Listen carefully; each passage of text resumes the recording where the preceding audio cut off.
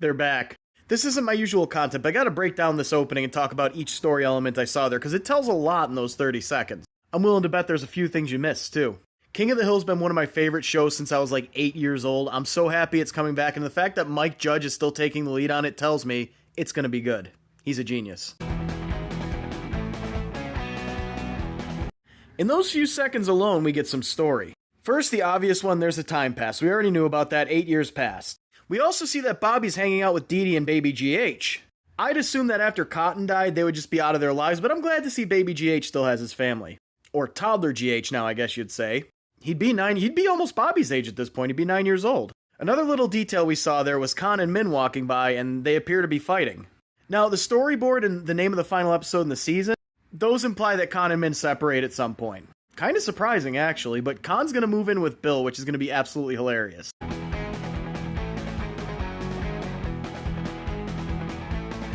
Now here we see Bobby moving out, and we see Hank and Peggy moving. Now we already knew this was going to happen. They said at some point that Hank moved on to sell propane overseas or something, I don't know, and he's returning in this series. The first episode is called Return of the King. Something else interesting happens as a result of this, though.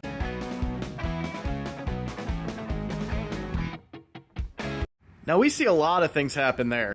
Somebody moves into Hank's house. He might be subletting it or renting it to him while he's overseas, who knows? I want to know more about this guy, though. They're not just going to show him in the opening if he's not a character in the series. We also see the pandemic happen. Of course, Bill's the one who catches it. We see social distancing, and most of all, we see Boomhauer with a wife or girlfriend and a child. Now, the kid's too old to be like Boomhauer's kid at this point, so it seems like he met someone he really liked and she had a kid and he became a stepdad.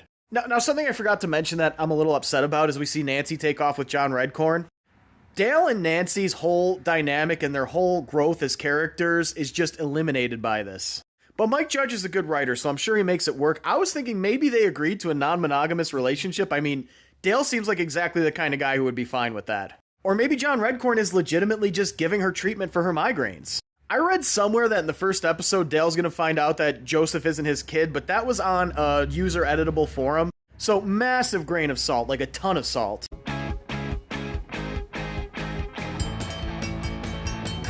Now, we know that Joseph and Dale are still father and son because we see him helping him put up signs for his mayoral run. Dale, given any kind of power, is a terrifying concept. Now, Hank throwing out the sign kind of implies that he didn't win, but it could also imply that he's just not interested in voting for him.